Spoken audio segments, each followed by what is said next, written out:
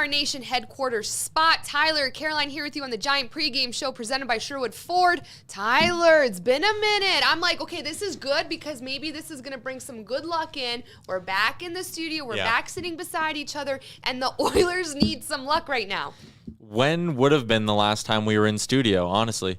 I don't know. It's been forever. I honestly do not remember. It might have been when they won against either Seattle or Columbus, maybe? Maybe. It might have even been longer than that. The point is, it's been a while, and the Oilers haven't been doing a lot of winning since we went to our at-home setup. So we're back. We're bringing the good juju. We're good. Yeah, okay, let's talk about it. The Ottawa Senators beat us 6-4. At the time, the Sens were the 30th place team in the NHL. We thought that this was a team that we were going to beat, snap our losing streak, get back on track, bring some light into the organization because there's been so much drama. But if there was one positive we got out of the game, it was depth scoring or goals from Cassian, Nurse, Perlini.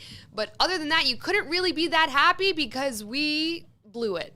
Oh, yeah. Yeah, blew it big time. 5 goals in the third period for the Ottawa Senators, including 3 in the first 10 minutes, then 2 in the final 4 minutes to seal it up. It was ugly, and it was a game that the Oilers, kind of had to have. It was an easy 2 points in the standings against a team in Ottawa that didn't really show up for the first 40 minutes. Edmonton looked good, and you just watched it wither away.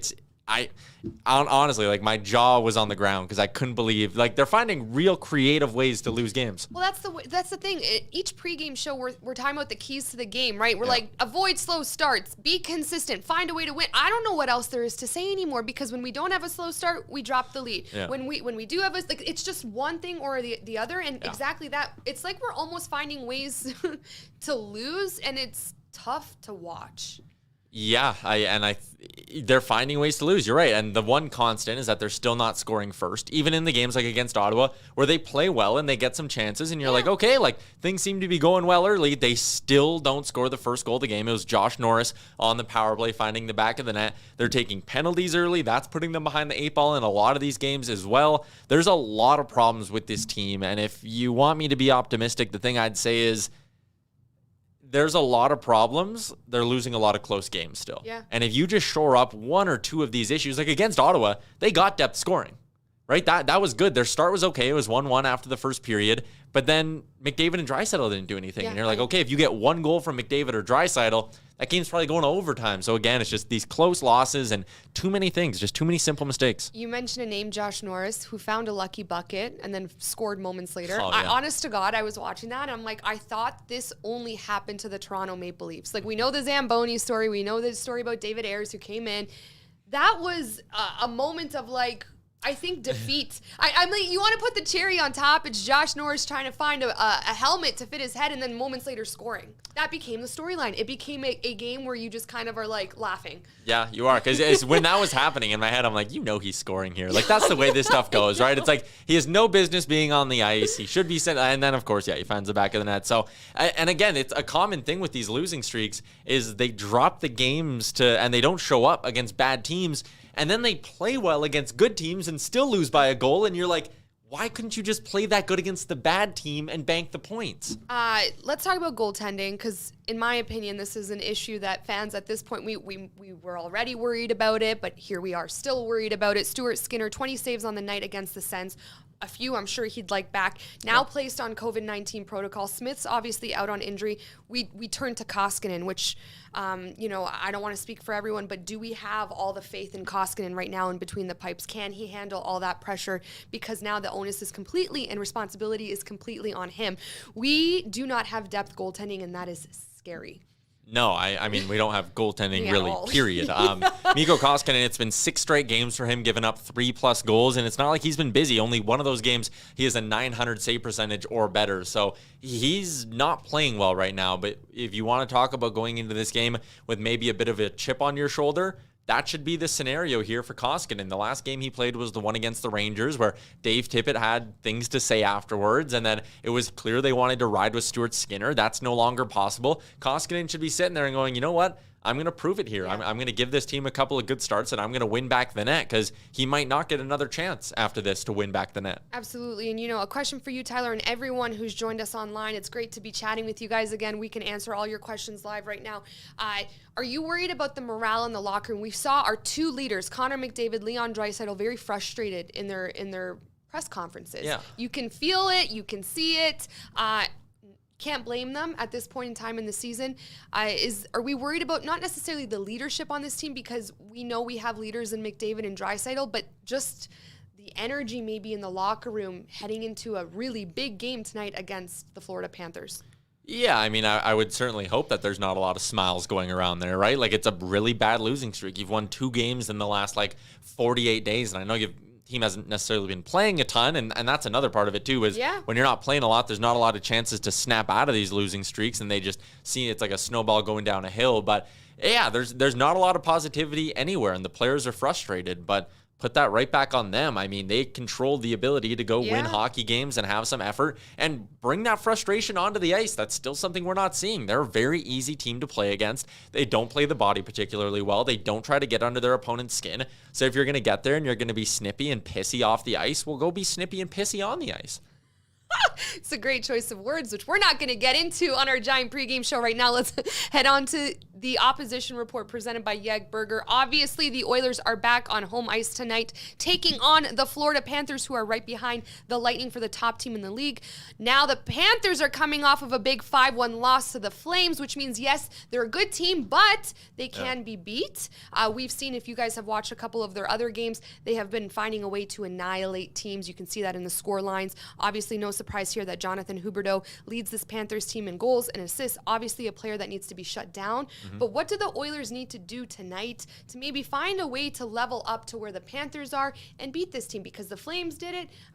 Maybe the Oilers can expose an area of the Florida Panthers. Yeah, this is a Florida team that's really good. And something I said a lot early in the season was, if the Oilers bring their A game or their B+ game, it's going to be enough to win. Like, they have talent on that team, and if they play well, they'll win more than they lose. That's not necessarily the case here, because this Panthers team is legit. So far on the year, 26-8-5, something that is interesting and maybe something that plays in the Oilers' favor. Florida's 21-3 on home ice, 5-5-5 on the road. They've actually been a super average road team, and that puts them tied for 4th last in the NHL in road wins. So I kind of dug into some of the numbers, and the big difference, like at home, they're first in shots for percentage at 5-on-5, second in goals for percentage at 5-on-5. On the road, they're second and 7th. So really they're a top 10 team in those numbers, but it's the special teams that actually sinks them, which I think plays in the Oilers' favor a little bit here. Florida at home, they're 11th and 8th on the power play and penalty kill respectively. On the road, 28th and 30th. Wow. So if there's ever a night for Edmonton to get the power play going and have their penalty kills start to look like it did early in the season, this is the night, and it's a night where it could potentially win them the game. Awesome. Let's get into our lines presented by Deuce Vodka for the Florida Panthers, Tyler. Yes, the Florida Panthers, this is a lineup that is deep and dangerous at every layer. The top line, Alexander Barkov with Sam Reinhart and Carter Verhaeghe. The second line, which has been rolling for the Panthers, it's Sam Bennett centering Anthony Duclair and Jonathan Huberdeau. That trio has combined for 19 goals in their last 10 games. For the last 10 games, pretty much averaging 2 goals a game.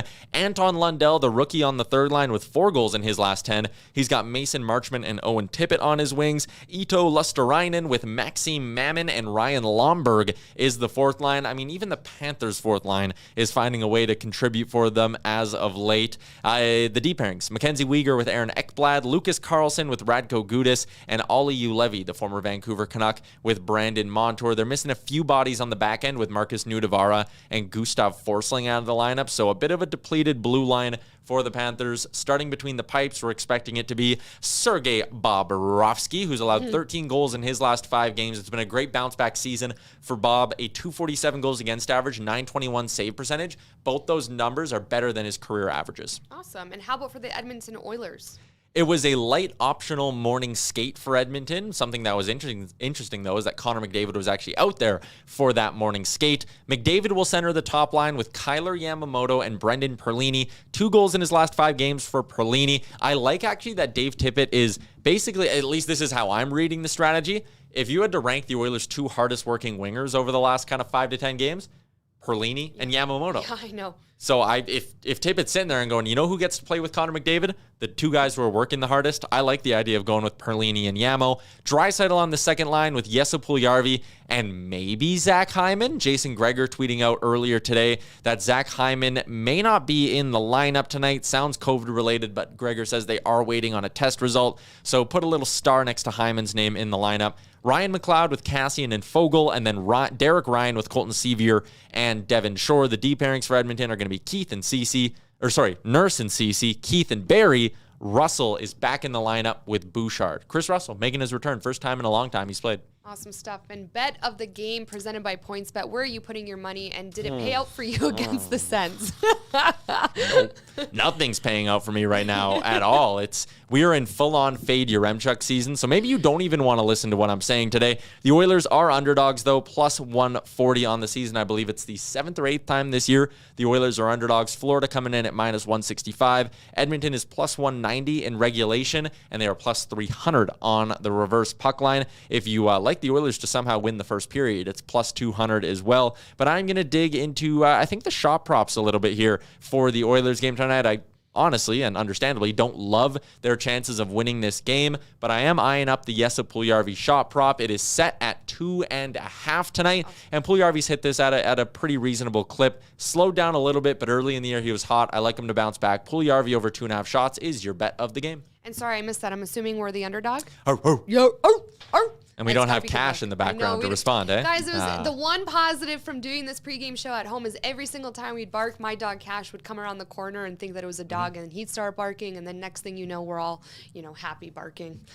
So, yeah, that was my little story of the day. Okay, are we doing a key to the game presented by Tourism Jasper? We are doing a key to the game presented by Tourism Jasper. If you're watching, there's going to be 2 chances to win. I got 2 packages for Tourism Jasper to give away today. Got some ski passes, got some Tourism Jasper swag. So drop them in the comments wherever you're watching here. I got a bunch of the feeds pulled up in front of me. Caroline, what's your key to the game for the Oil? Honestly, it's funny. The last several games that we've been doing a key to the game, I have this spiel, consistency, avoid slow starts, bring intensity. Honestly, boys, just be better than your last game. Find a way to win. I don't care how the hell they do it. Find a way to win. This is right now we're getting into another long-standing losing streak. It cannot happen anymore. I don't know what else there is left to be said about how the Oilers need to win. At this point, a strong performance from Koskinen is needed between the pipes. Goaltending is going to be huge tonight against this Panthers team and stopping someone like Huberdeau. And we need from top to bottom this Oilers team to come out and find a way to win.